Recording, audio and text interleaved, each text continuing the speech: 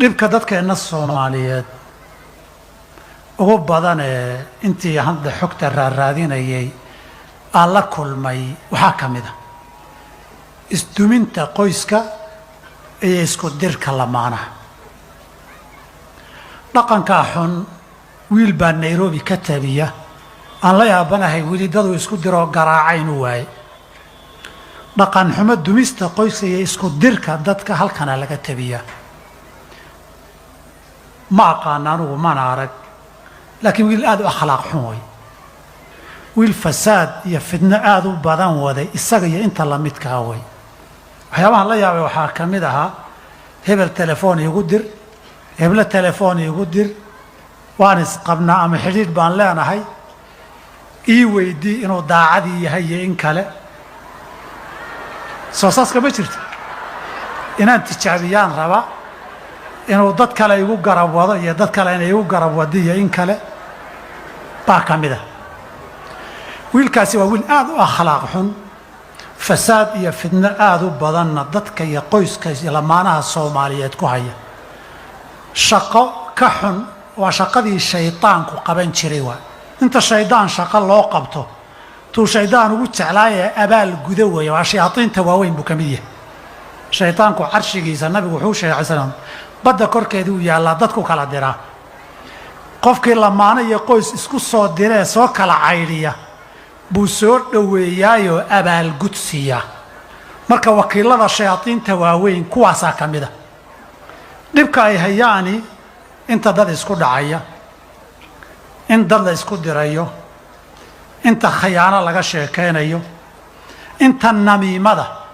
waxaan rabaa inaan u sheego wiilka iyo kuwa la midka in nabigu yidhi calayhi salaatu wasalaam laa yadkhulu ljannata namaamun, diradiraa iyo namiimada qofka ka shaqeeya janno ma galo.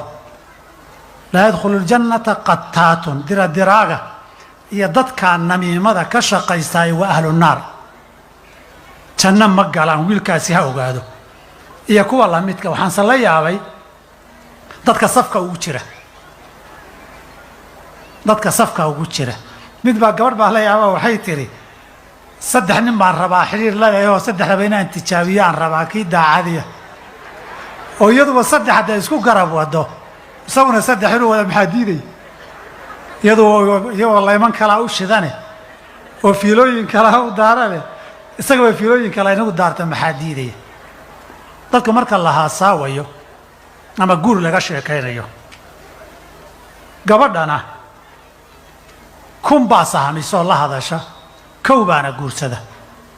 ninkuna intaasoo maraa ninka gabadhani ay guursan weyday kuwa kaluu raadinayaa. laakiin wixii wuxuu noqday weligeedna way jiri jirtay wayna jiraysaa ruuxu inuu suuqa badeecadda markaad marayso kolba mid baad waraysataa qiimaheeda iyo sicirkeeda, kii ku anfacaad qaadataa. marka aad qaadato eed gadato eed reer noqotaan bay axkaamta sharciga iyo xuquuqda gaarkee la isku leeyahay dhalataa.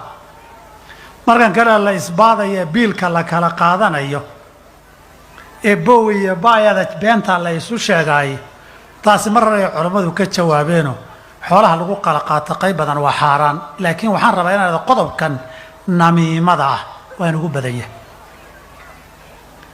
dadkana dhinaca kale waxaan la yaabay dareenkii iyo dhiiggii ficilku waa ka dhammaaday. intaa dad la isku dirayo wax ka falceliya maanan arag. kuwaasoo kale waxay ahayd namiimada ka shaqeeya dad ka falceliya oo garaaco edbiyo in la helo bay ahaayeen. waayo dadka isku diraya way joogaan, dad isku dir fitna ka shaqee, fitna ka shaqee.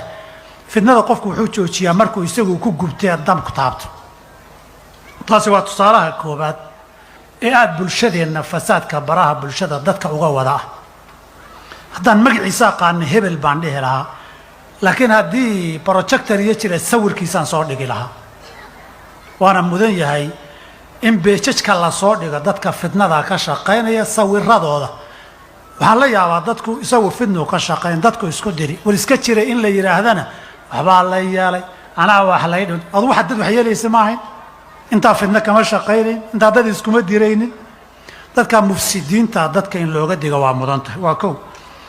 qolyaha labaad in arkay waxaa ka mid ahaa dhaqan xumada dilay sheekadii iyo haasaawihii guurkee shukaansiga lagu magacaabay ee la yiraahdo hadal isku dhejinta ciyaal yar yar oo la soo fariisinayo rag iyo dumar shaashad la soo wada fariisinayo adu maxaad u timid adiga maxaad rabtay hadal isku taagtaaga waxyaabihii la tuseen la yaabay bay ka mid ahayd gabdho xishoodku ka dhamaanayo iyo wiilal aan xishood lahayn oo laga sheekaynayo halkan lagu wada hadlayo waxa uu dhiman in marar la iscaayo ay sariixa la iscaayo midda dadban waa ku badanta waxay dilaysaa dhaqankii iyo xishoodkii bay lumisay waxa kaloo ay luminaysaa dadkii haasaawo iyo sheeko guuro wanaagsan ka sheekayn lahaa waxaa da'yartii la barayaa indhaaday